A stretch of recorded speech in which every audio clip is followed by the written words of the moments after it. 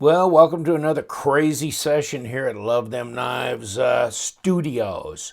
World renowned. Okay, it's a wooden desk. We've got a Kershaw knife, the Cannonball. Now, when I did my video of the 2021 Kershaw knives with Andrew, who is one of their designers and an employee at Kershaw, and we did like that FaceTime type. It wasn't really FaceTime. What was that? Whatever it was. Feed, and he showed the Cannonball, but of course he wouldn't send it to me because he doesn't trust me. But he sent me a bunch of other knives we talked about. And it was really weird because, well, actually, he sent me the 308, so that would have, I should have kept that damn thing. Well, so the 308. So when he showed this, when we were talking on the video conference, I go, hold on, what does that look like? So I held up the 308 and I looked at the Cannonball that he was holding, and I go, yeah, okay. Basically, it looks like the same knife. So get you a picture of the 308 and then freeze frame this, and you tell me. I think this is just a less expensive Cannonball. And Cannonball, I mean, this is a less expensive 308, ZT 308. It's way less expensive, folks. It's $49.95. Now, on White Mountain Knives, I didn't see it posted yet. Maybe they haven't received them yet. I'm sure they'll be carrying them. So use LTK as a discount code, 10% off. So that'll give you almost $5 off. So this whole shooting match will be $45. They aren't charging tax right now, and they aren't charging any shipping. So you have $45 in this sucker. And guess what? Hold on, it just gets better. D2. And you know, actually, I mean, you can laugh, but we've tested some of the Kershaw knives, the ones where they've done M390, you know, they had exclusives and they were made in the USA, blah, blah, blah. But, you know, some of the ones that they've done M390 on, like the Link, and then, of course, they did the dividend stuff and this and that. We've tested, and they were good. And S35 and things like that. The heat treat, well, the hardness seemed very good. I can't speak for the whole heat treat, but the hardness seemed outstanding. So I think you're good. I mean, I think you're good as far as that's concerned. Now, this has got assisted opening. Glory be and thank the Lord, right? Just can't get enough assisted opening in my life. And of course, this one here is made in China. There's your backspacer.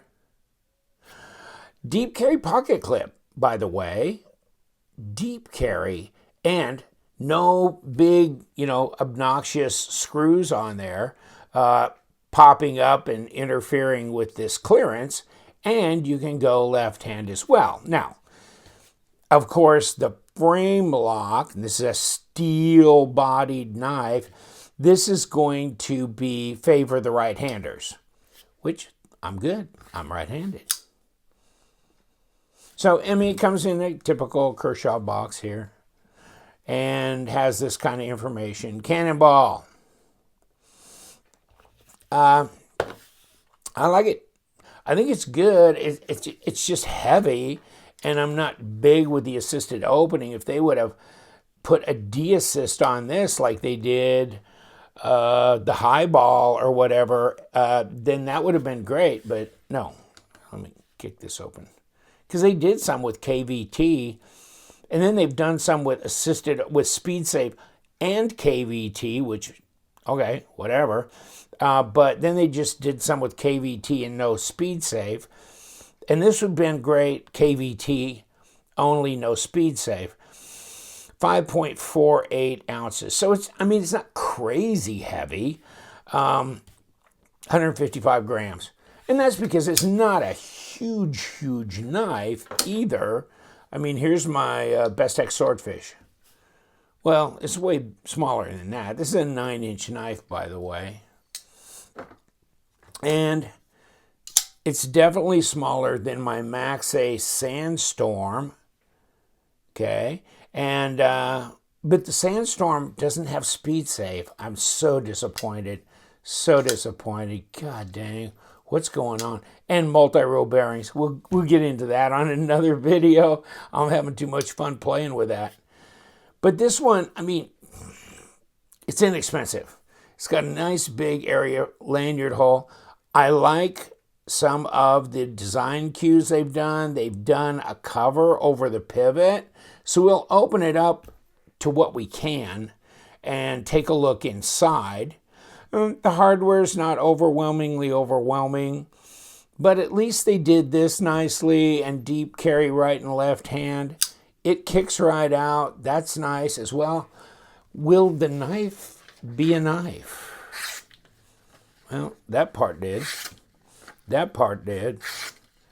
Yeah, it's pretty sharp right out of the box. I like it.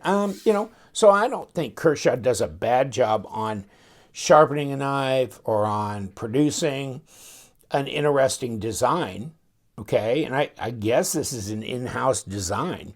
So I like the 308 in black with the tiger stripe because, I mean, it has a G10 scale on the front, titanium on the back, okay? I'll keep this around when I get my 308. I haven't got one yet, but I like it because it's black on the front, black on the back. Even though it's titanium on the back, it's black and black, so it looks the same. And then it's got the black striping, black and silver on the blade, both sides. So it ties it in. The 308 from last year, from that came out in the 2020 SHOT Show, was kind of this brown color G10 scale, and then a silver or stonewash, titanium back. And so it was obviously a half and half, and it turned me off. Now, this one's not a half and half.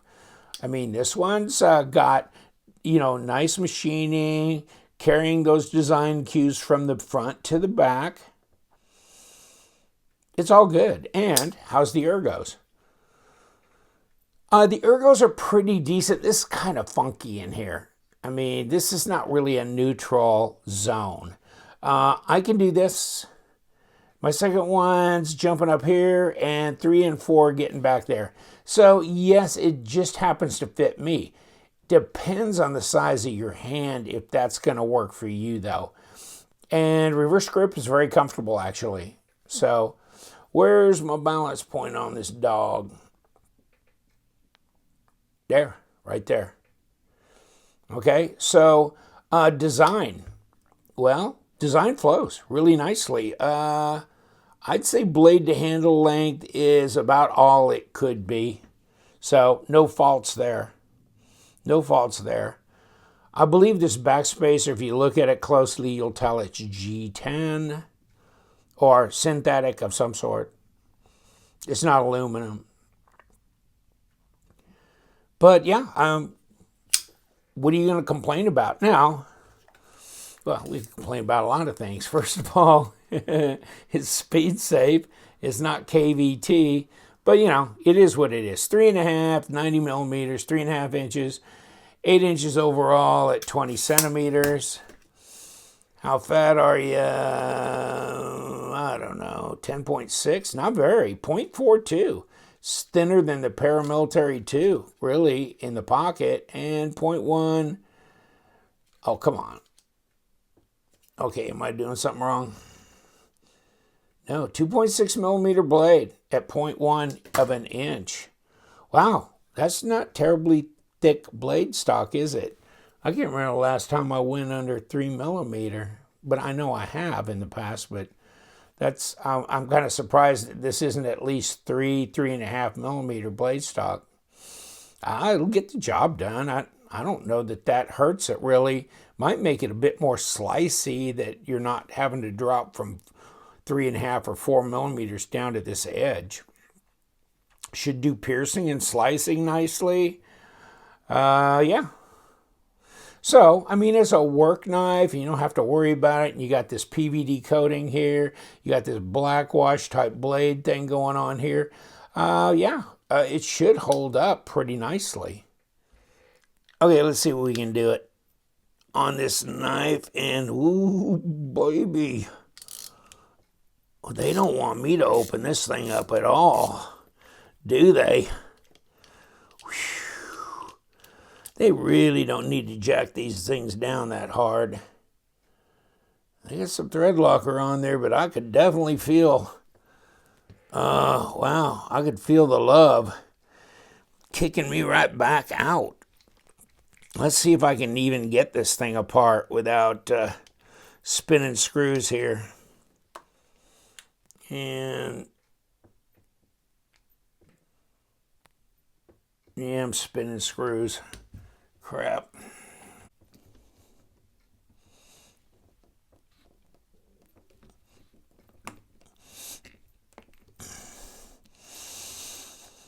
One way or the other, I'm going to bust it loose. But she's fighting me every bit of the way, isn't she? Let's see if we're going to spin screws on this one, too.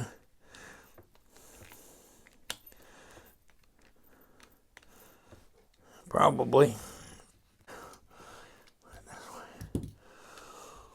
Oh, my God. They welded this shut. Wow, that's unfortunate. Wow. How could I not expect this? How could I not expect that to happen? Oh, yeah, here we go. Well, I'm leaving that screw in place because that didn't move, but at least it broke the one on the other side away. And here we are, G10. And it's weight relieved on the inside. Here's your detamp ball, and here's your little bronze washer. So it looks relatively clean inside. Wow. Oh, you did not want to do anything, did you? Oh, well, and then this, yeah, little speed safe thing from the front side. That's fine. So you got bronze washers. Here's your speed safe, and the little notch goes in here, you know, from that side. So that plugs it right in. So it's a good thing they don't have you disassemble it from the front. So yeah, it goes right in like that. And of course, to lock, and the frame lock comes over here when it's open. But you can see, and I'm getting resistance, and it's kicking it closed. Okay.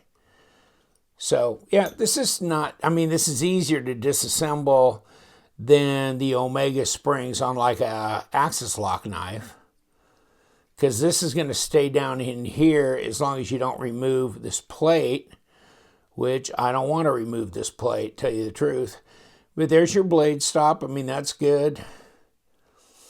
And of course, this is the cover that you can undo to expose your pivot on the front, which I don't want to do either. But at least for the sake and the love of God, they did a D shape here on this pivot.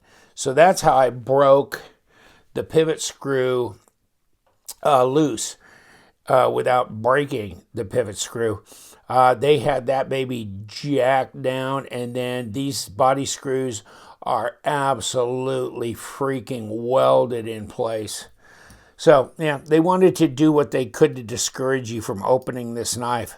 I mean, very, very badly. Wow. You guys worked hard on that. I would discourage them from over-tightening these screws. There's no point in it. There's no point in it. So that's ridiculous, but okay. Whatever you want to do, buddy.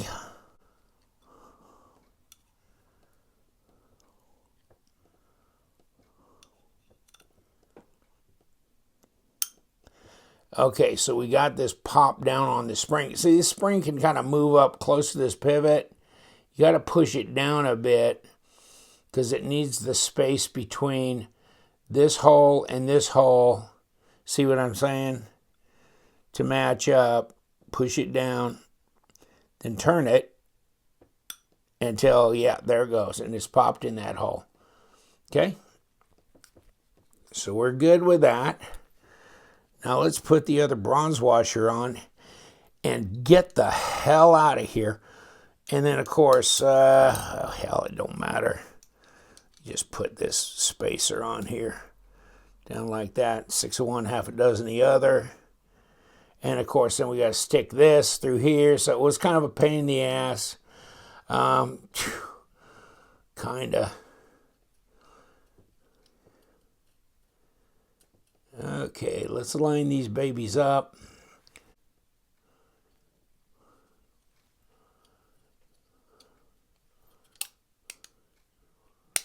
Okay.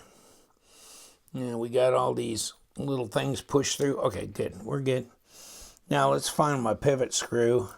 Start off by jacking this thing back in here. Yeah, okay, we're good. I mean, they got so much thread locker in there, it's just ridiculous. Okay, let's throw body screw back in here. Let's just back out, you know? It's like walking into a dangerous place. Just back up, back out. Sorry I even tried. But at least somebody, someday, because I'll probably move this one along, will at least be able to disassemble their knife if they need to, because... And sometimes I think you just need to on these speed safe ones. I got a buddy that had the leak, something like that, and his speed safe spring broke, or no, it just came. Something happened to it, and it wasn't working right. And I went in, took it apart, and fixed it. So here we go.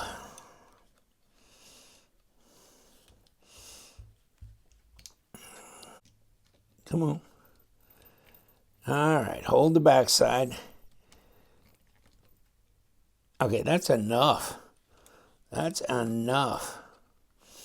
But no, I mean, I took his leak apart, and it had garbage all over there. I mean, I took that shielding off of where that speed safe was, and there was just junk all over in there. I cleaned everything out. The spring itself wasn't broken, but it had been deformed, so I just bent it open, because I saw a thing on YouTube about how you do that, and you bring the spring back to full open of where it was supposed to be originally. You put it back together, and you've restored the speed safe. And I don't have this thing cranked in enough, do I? No, I don't. Okay, let me find out where I need to be on this.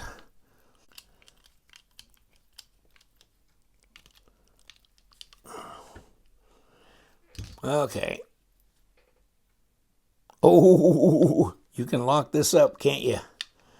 Let's back it off, back it off. And we're still centered. Okay. Trying to find your speed safe goodness in here. Okay.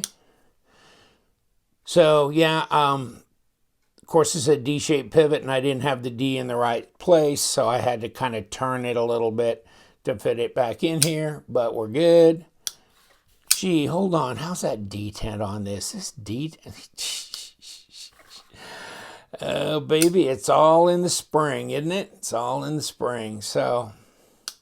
Yeah, I mean, the pass-through is easy to disengage, so you can do that, and we are here. But as far as an inexpensive knife, good, nice gift to give somebody, working man tool, roughy-tufty out in the garage at work doing whatever, okay, I like it. I'm going to let you go. It's Kershaw. It's the Cannonball, and it's something different, that's for sure, but it's like, is that the 308 made less expensive? Yeah, I think so. But that's not going to stop me from getting the 308. That's for sure. You know what we do? We love them knives, so you guys subscribe and you can keep up with the crazy stuff going on in here. Stay sharp.